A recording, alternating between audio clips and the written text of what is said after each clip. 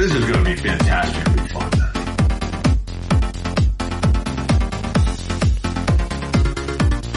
Good morning, everyone, and welcome inside OUA Today. I am your host, Marshall Ferguson, and I spent my weekend dealing with drain flies.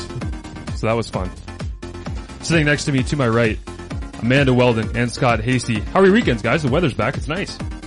Awesome. I chilled in the Badlands. Have you ever been to the Badlands? I don't know what that is, so please explain. It sounds super cool though. But yeah, it's these like rolling red hills. They're just like naturally formed. They're like north of Brampton. So cool. North of Brampton? Yeah. The Brampton Badlands? I thought Brampton just was the Badlands. The Badlands. I'm pretty sure they got like super hype after Sci-Fi just like ripped them apart in a couple episodes. I'm not sure what show it was, but I can't even think of what else would be north of Brampton. Maybe it was Caledon. Lakehead University? I don't know. There's a spot between, you know, in like the old Jurassic Park computer game. I don't know if you ever played this, where you had to like walk around Discover, and the whole map was black, and then every time you would walk somewhere, it would like become light. We just haven't gone to that part yet. There's an area between Kitchener and Barrie that's like north of everything that's GTA. Yeah. I have no clue what's there. Is that where the Badlands are? It could be the Badlands. Do they just span for miles and miles? Yeah. No, that sounds cool, and you had a sweet weekend to do it. That is cool. I have a pic. I'll post it to our... Yeah, please do. I'll post it to our Twitter. It's pretty cool. Yeah, hopefully you get that reaction when you see it too. How does the Earth get like that? Exactly, I don't know. Glaciers? Aliens? I don't know. Welcome to the Glacier Show, brought to you by OUA today. No, it's... how to listen, go to tunein.com and search... you can search just about anything, but you can search CFMU 93.3 if you would like to hear us. Big news, we're on iTunes. What? Whoa, nice. Yeah. That is big news. Yeah, we got the podcast up, so now you can listen to us on your drive. You can listen to us when you're in class and you hate your prof. You can listen to us at the gym. In the shower. In the shower. Please don't do that. It was no. Deep thoughts. Like we talked about the OUA show being fantastically enjoyed by everyone. You can watch it anywhere that you want, and now you can listen as well. So we're looking forward to reaching out to a whole new crowd of people. Reach out to us on Twitter as well, at OUA Today, at Marsh2Fergs, at Walden Amanda, at Scott1Hasty. In the next, 55 minutes or so, we're going to talk about Canada basketball, vacations, award shows, Game of Thrones. I didn't watch it. I don't care about it, but if anybody here did, you can let me know. Maybe our first guest can as well. Putting 5 dots at the end of a text. Where do OUA football players come from? Ottawa Mayor Jim Watson is at it again. Cheerleading, OUA athletes of the week, tweets of the week, I should say, and more. But first, I want to bring up our esteemed guest, of OUA record touchdown passes and writing awesome 42-page documents on how the OUA should improve its crowds, its following, and what it wants to do moving forward to build its brand. Austin Kennedy, how are you, brother?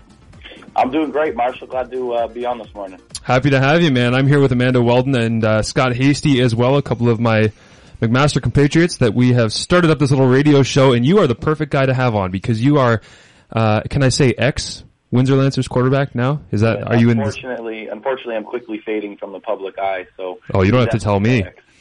We're in the same boat here, Austin. We are very much in the same boat. We're both kind of recently forced into retirement due to the fact that the CFL doesn't think we're cool enough. So now we get to do fun stuff like this. I've gone into broadcasting, and you are doing all sorts of fun stuff. And you wrote this long, tantalizing novel that I ripped into over the weekend about, as I said, growing OUA football crowds. Maybe give us a bit of a synopsis of where it came from, your idea, and what this is all about. For sure. I wanted to do kind of a study for course credit. It was my last semester in school, so I figured what better subject than the OUA. One of my profs approached me and said, the best thing you could probably do is give them some suggestions, do a little bit of analysis on the current attendance trends and what's going on with the league. I do a lot of stats and things like that for work. I work in the insurance business, and so it kind of fit perfectly together, and I knew how to analyze these things and past trends and everything like that. So I did a lot of kind of quantitative analysis of attendance over the last 4 years, connected that with some research. Most of my research focused on D2 football and their attendance trends, and then tried to, pull out some implications and some recommendations and things. And, I uncovered some pretty interesting information about the league just from going through this over the last semester. I got to know you pretty well through our playing careers because we kind of had our fates intertwined because the first game I ever started was down in Windsor, which was actually the last time that we played, strangely enough, I believe. Because in 2011 we played, 2012 Kyle was the starter, and then 13-14 we didn't get a chance to play each other, which I'm not very happy about, but that's the way the scheduling goes. But anyways, we played together at East-West, and I kind of got the sense from when I played with you at the East-West Bowl that you are very, I want to say you critique your game a lot. Like, you're never very happy with what you do, and you're very hard on yourself. The statistical analysis that you did on this, looking at these things, did you look back at your own kind of quantitative stats when you were playing and critique yourself in the same manner and be as specific and as hard on yourself as you are on the OUA fans? Yeah, we ran a tight ship offensively when we were trying to game plan, and a lot of that was driven by me. And it wasn't just analyzing a team, but it was analyzing ourselves as well. So, I understand that stats aren't the most important indicator. Obviously, you're looking in the win column to see how successful your team is doing, but at the same time, the stats don't lie. So there's been a couple years and a couple games where you can kind of see that and the problems that we had. And if you look at our turnover ratio, and a lot of times it's due to the picks that I was throwing, you can tell the issues that you're having. So for sure, I used some of this information when I was analyzing film. So we would look at film and basically try and predict plays that defensive would run and things like that. It works against Waterloo and even Western sometimes, where we go against Greg Knox and McMaster. It doesn't work as much because you guys are just running crazy stuff all the time. Well, yeah, I practiced against him, and I had no idea what he was doing in games. So. I can imagine. So for sure, things like this quantitative analysis, like I said, the numbers don't lie, and you can really pull some good information out of it. It's just a matter of having the resources for the data itself, and then obviously the resources to analyze it as well. Hey, Austin, this is Amanda here. Through reading your article, York and Toronto, you made a really good point. They have one of the largest enrollment rates in the OUA, but with this correlation, as it would go up in the States, it's very different here in Canada, where the numbers of attendance to games is actually lower. Do you think that this is kind of like a correlation between people just finding their own thing, or is it a culture of Toronto? Like, what do they have to do? Yeah, that's such a tough question, and it's a difficult thing to increase attendance at games. Like, no matter what I tell you, no matter how I tell you, the reason is it's very difficult to achieve. The problem with teams like that, York and Toronto, is that when you look at how attendance should work, and just like you said, in the States, the largest enrollments, the largest schools get the most attendance, the same thing should happen for York and Toronto.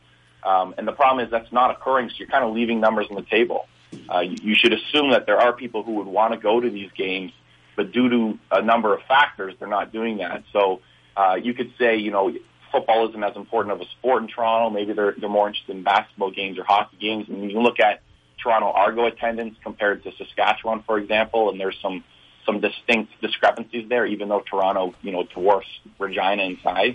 And at the same time, one of the biggest findings of the report was simply the fact that disparity between teams just absolutely kills attendance. Over the past 4 years, the average margin of victory has increased to, I think, about 25 points. So when you have games that are constantly blowouts and teams that constantly can't even break 500, they can't make the playoffs, it has a cumulative effect.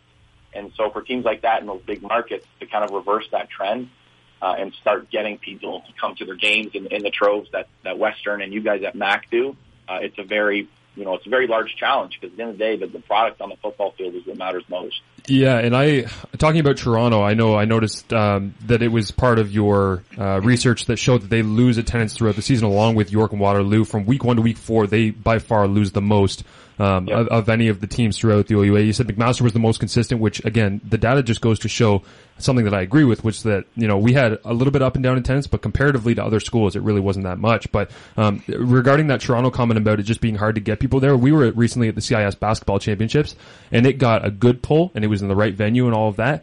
But when we were there, the conversation around Toronto was always, if it's not Jays, Leafs, and Raps, it's hard to get people out to amateur sport, which I think might hurt U of T more than we realize. But I know, Amanda, you had another question there, so.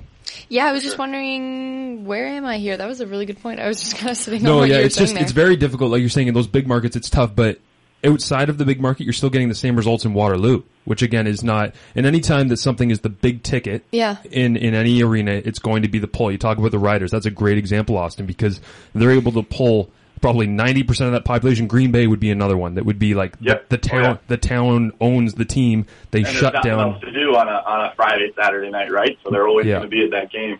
Yeah, exactly. The Sudbury Wolves are the biggest pull in the OHL up north there, and you see the St. Mike's Majors, and people are like, "Oh, right, we have an OHL team that's surrounding the Toronto region." It's like, yeah, it's the same league, same quality, same great players coming through. So, the other one that I wanted to look at here is much of the data you said analyzed revolved around game attendance, which should be viewed as the most important measure of the league's fan base. I agree with it in the league's fan base, but do you think that the numbers of attendance are what truly define not necessarily the success, but the importance and the relevance of a league? Definitely not. It's a much more complex picture. I think if you're analyzing this on the impact football has on Ontario culture, the impact each university's football team has on the community, it's a lot more of a complex, intertwined look at things. So, for example, you have your team who's in the community, who's volunteering, who's coaching kids. That has a much larger effect, and it's almost outside of football. But when it comes to the league itself, if it's not a nonprofit, if it's a corporation trying to make money, that corporation's goal is to sell units of their product.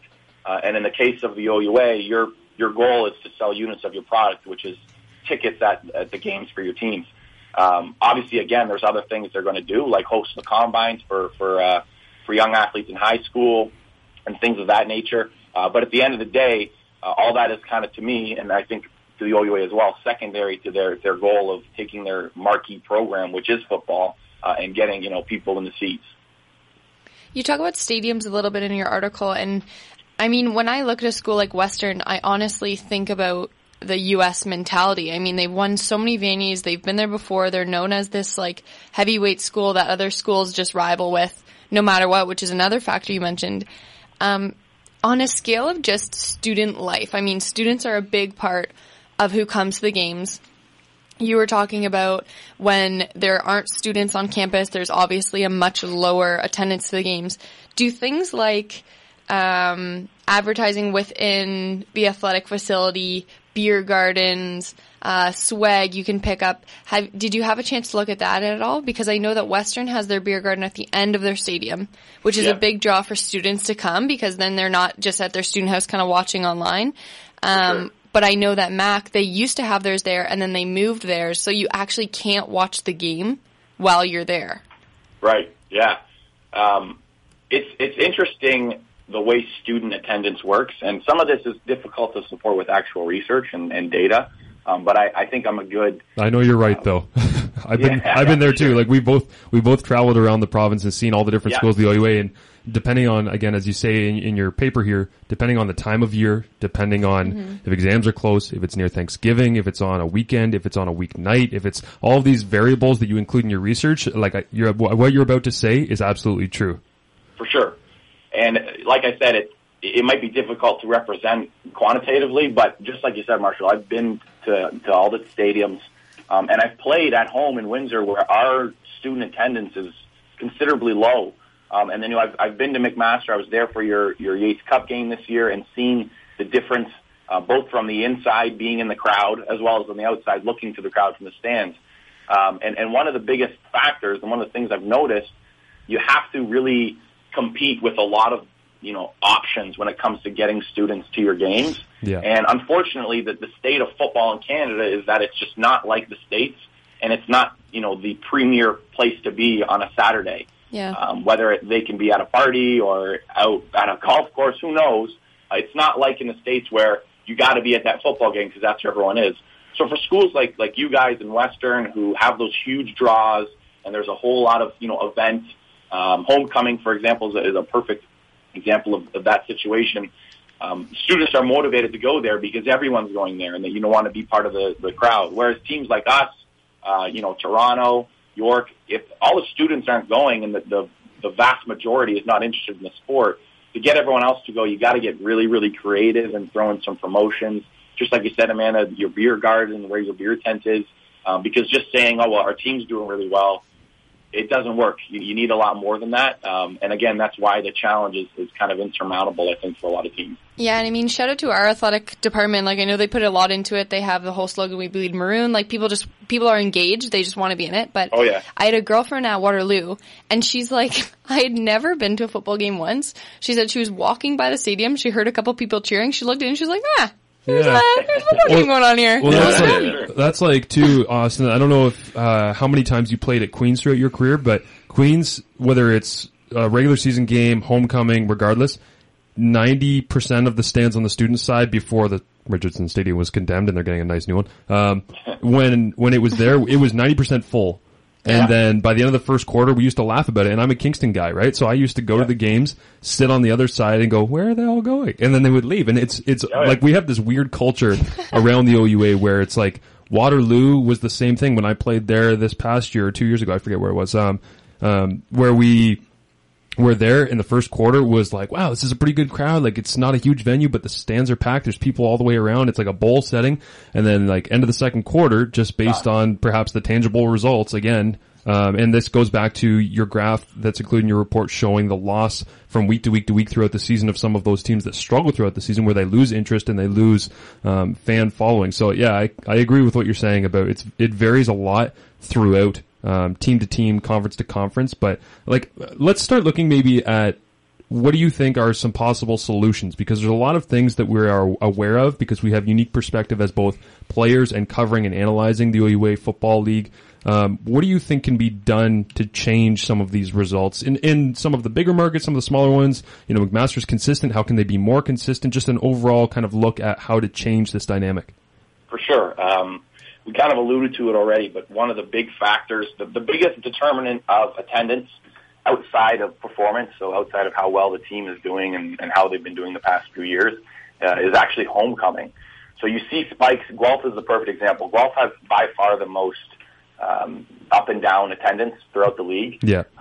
So, for example, the third week of their season, through I believe 2011, 2012, and then even 2014, they had less than 1,000 fans. One year they actually had 322. This is Guelph. This was the Yates Cup last year. In 2013, they scheduled homecoming during the third week of their season, and they got 12,000 people at the stadium. So that's like it's like a 1,200 or 1,500% increase in attendance. Was that the biggest variation in your research across all teams? Sure. Yeah, okay. That's crazy. For sure. Yeah. And it's all because of homecoming.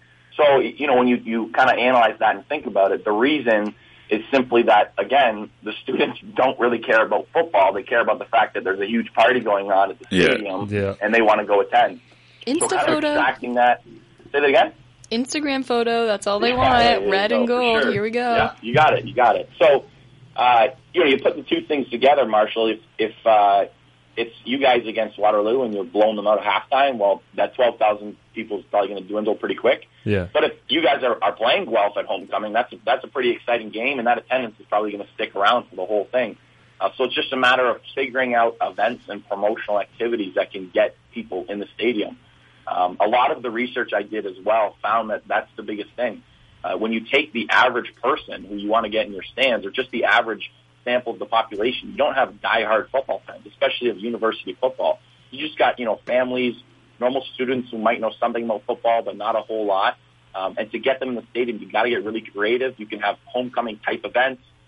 You know, maybe one of them is a special barbecue night. You're giving away food. You're giving away shirts. You're giving away something. But it has to be something, unfortunately, that's outside of football that's going to motivate all these students and all these people to attend the game. I'm still pissed that I didn't get one of the Austin Kennedy bobbleheads from Windsor's promotional night. No, it didn't happen. But you know what? Actually, in this kind of off topic as always, but Austin, I found an Andy Fantu's Western bobblehead on Kijiji for $10.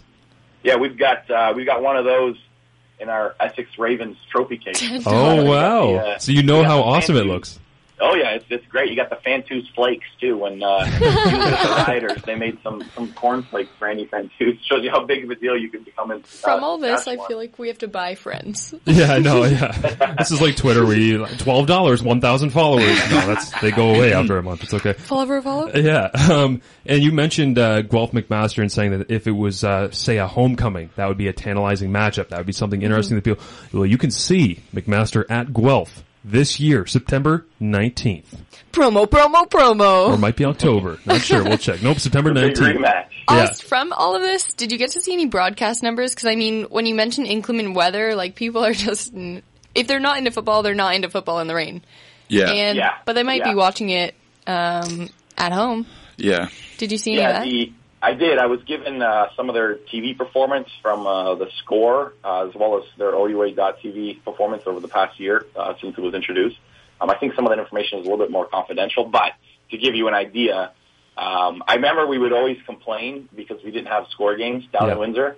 So we had one against you guys, and we had one in the playoffs against Western. Yep. I'd always say, like, why aren't we, like, they got to come down here. We're starting to do well. We're making the playoffs every year. We got some exciting players. Yep. And then I saw the rankings, the TV ratings, and I said, okay, well, that's clearly why they didn't do it more often. Yeah, they don't want to go too far. No, they don't want to go too far outside of the GTA. Yeah. Because there's people that aren't interested, right? You just lose the bulk proportion of your population when you start broadcasting games way down here. So the OUA.TV numbers, I think that's one of the aspects that my information can kind of help the most for understanding which games should be promoted, because you can look at, which games have this interest outside of attendance and then correlate that to, okay, we're going to really promote, this marquee matchup of McMaster Guelph this week on OUA.TV.